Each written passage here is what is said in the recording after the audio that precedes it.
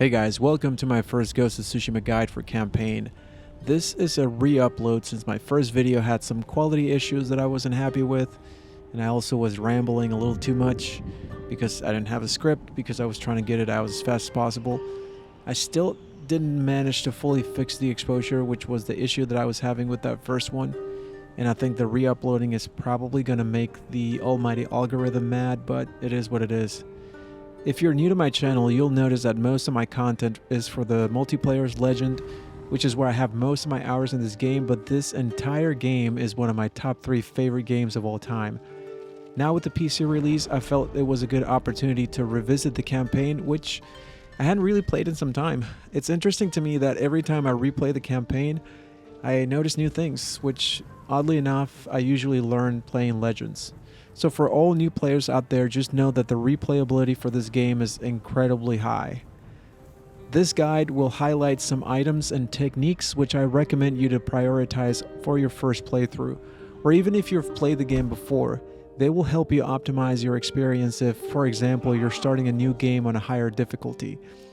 I'm going to try to keep this as spoiler-free as possible, but I will talk about certain locations and especially 2 mythic tales, all of which you could argue are spoilers. So if you want to go in completely blind on your first run, which I totally get, I recommend you to skip ahead to the techniques portion of this video and stick around for an extremely valuable tip at the end. The main campaign is split up into 3 sections, with the DLC being roughly the same size and content density as any of those 3 sections, which are referred to as acts. Each act is tied to an area of the map with a bottleneck event, barring progression into the next one. The areas, or rather prefectures, are Izuhara, Toyotama, and Kamigata. Act 1 follows Jin as he recruits some allies for his journey, as well as learns some core components of the combat system and gets one important tool. The end of Act 1 is an event in Castle Kaneda, which is right around here. The DLC Iki Island is only available after the first act is complete. I think most people will be inclined to start the DLC after finishing the game, but going to Iki Island as soon as possible does not conflict with the story of the main campaign, as the events there have no repercussion on the main story.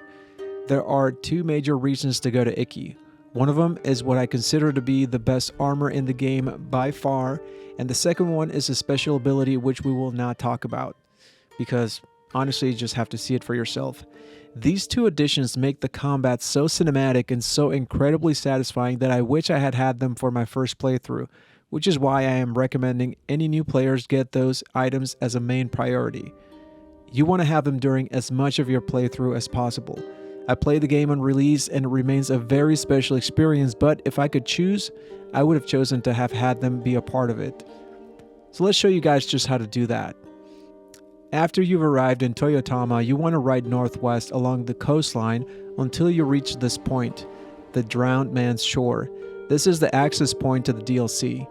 You'll see this open yurt with purple accents, which is the color of the Iki Mongol faction. You'll notice some people outside this house on the ground, clearly afflicted by something. If you go inside, you'll find an NPC who will tell you a little bit about what's going on, prompting Jin to want to set out for Iki. There will be a boatman outside who will offer Jin a ride there. Once you arrive on Iki, there will be a mission to reunite with an important character, after which you can explore the island. Our first stop is all the way on the west coast, which is Funes Refuge, where we can listen to the mythic tale of Black Hand Riku and get the quest for the Sarigami armor. You'll get the armor after a boss fight on the opposite side of the island on the east coast, right around here. Then we will make our way to Zasho Bay. Here we will listen to another mythic tale and pick up the quest for the next item we need. I am trying my best to be as vague as possible because these are very cool quests, but rest assured, you'll be happy you did this first. As you probably noticed already, there are 4 stances which are used to engage every enemy type in the game. There's swordsmen, shieldmen, spearmen, and brutes. You can engage enemies with the wrong stance, but their guard will be much harder to break, and the pushback will usually put you in a bad spot, especially if you're facing multiple enemies, which is often the case. The Sarigami armor has this perk, which is an extremely elegant way to learn the most satisfying aspects of the combat, while also allowing you to circumvent stances. This makes it so that you don't have to spend all this time and effort unlocking all the stances and then using technique points to master each level of each stance, but rather investing those hard-earned technique points in the early game more efficiently elsewhere, as if you already knew which techniques are the most valuable. This way you can take your time mastering the stances from a stronger position. What I am suggesting here is a path which will allow you to be more proficient at the game from an early stage, no matter which difficulty level you have chosen for yourself. With all that out of the way, let's take a look at the stances and techniques. I'm going to address these in the order in which you should prioritize them. Stone stance is what you start the game with, and it's wise to master it first, as it'll be a bit before you can unlock the other stances. The highest level is called momentum, which lets you use the heavy attack much faster than the speed you start out with. This gives you an excellent option for stagger and burst damage on guard broken enemies. So use points for this first, and then move on to the samurai tab. The next technique you need to invest points into is evasion. We are specifically targeting perfect dodge. This is one of the core elements of the combat in this game. I recommend you to unlock the right side of the skill tree starting with sprint strike. This is a super useful opener as most enemies can't react fast enough to block it when executed properly. Then another great opener, shoulder bash, which is a similar running attack that pushes enemies backwards, knocking them down. This is also useful to push enemies off heights where they can take full damage or fall into a precipice. Then we have mounted strike, which is another amazing opener, this time for mounted combat. You spend a lot of time on horseback, be it exploring the breathtaking open world or traversing between missions, and you will invariably bump into roving bands of either Mongols, bandits, or Ronin. If there's something this game does well, it's combat. It's designed to make you feel like a master samurai and like a deadly ninja. Each of the combat bits has been carefully crafted to offer a different dimension of that feeling, which when combined with any of the rest of them, makes you feel like an unstoppable force. Next, you should invest points into deflection. Again, we're staying on the right side of the skill tree, and we're targeting unyielding sword parry and unyielding spear parry. This means we have to waste a point on deflect arrows, which is not as useful, but being able to parry unblockable attacks is well worth it, so we pay the price and move on. Up next is evolving tactics. During one of your first missions, you'll unlock focused hearing. At this point, you should unlock far hearing and stealth hearing. Both of these are invaluable in informing how to engage any encounter, as you can pinpoint enemy location and decide your course of action. This lets you come up with the most satisfying combat sequences where your imagination can just have free reign. After that, I recommend you to unlock the assassination skill branch. The first unlock is safe landing, which is extremely useful for traversal. There will be a lot of places where your horse can't traverse, like cliffs and rock faces, and safe landing makes traversal much faster by allowing you to roll before landing to avoid fall damage. Of course, within reason, as you can still die from greater heights. Next on that skill tree is chain assassinations. First 2, and then you can go up to 3, which can also be chained to 4 with charms.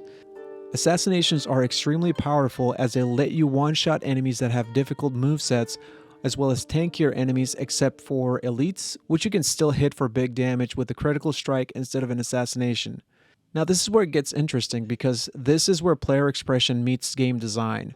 As we all know, the game is called Ghost of Tsushima, and it chronicles Jin's journey as he becomes the ghost. But there's a conflict between his values and doing what it takes to save his people, which is brilliantly reflected in gameplay. You can actually play more honorably if you want to. You can choose to start encounters with a standoff instead of stealthily attacking from the shadows.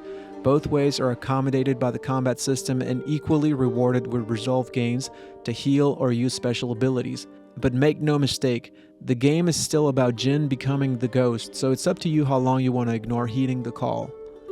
I personally believe it's best to use either approach spontaneously, because both are satisfying and fun to engage in, and using both gives you a fuller experience in accordance with what the devs created for us. Okay, so if you're still with me, let's talk about a very useful tip before we wrap this up. This concerns armor, and it's about the most scarce upgrade material in the game, silk. Silk is used to upgrade armor sets, and unfortunately there's not enough of it on New Game to fully upgrade all armor sets. This was somewhat addressed with the DLC and one of the last patches we got, which added silk into the inventory of 1 or 2 merchants, I believe, and also Baku in New Game Plus. But if I remember correctly, it still wasn't enough for the very last armor set, so you had to do New Game Plus Plus. Now that might have changed, but that's what I remember. What I'm about to show you guys is a glitch, or rather an exploit. It's been a known silk farm from the beginning, and I just tested it to see if it's still there, and it still was. I believe this is either an intentional secret nod from the devs or something they just haven't bothered to patch out. If we come to the small campsite in Yagata Forest, you'll find the only piece of silk in the game that will respawn indefinitely as long as you know how to make it respawn. First, you're going to save your game and exit to main menu. Then when you reload, you're going to grab the leather and the silk and restart from checkpoint. You can do this to your heart's content or until you have enough silk for your upgrade needs, whatever they may be, but you just have to make sure that if you haven't fully upgraded all armor sets, that you restart from checkpoint one last time and make sure the silk is there and you leave it there. If you take the silk and leave without restarting, the game will overwrite your save and the infinite silk farm will be lost for your current file. Last I checked, that also meant you will not see the silk again in New Game Plus or beyond.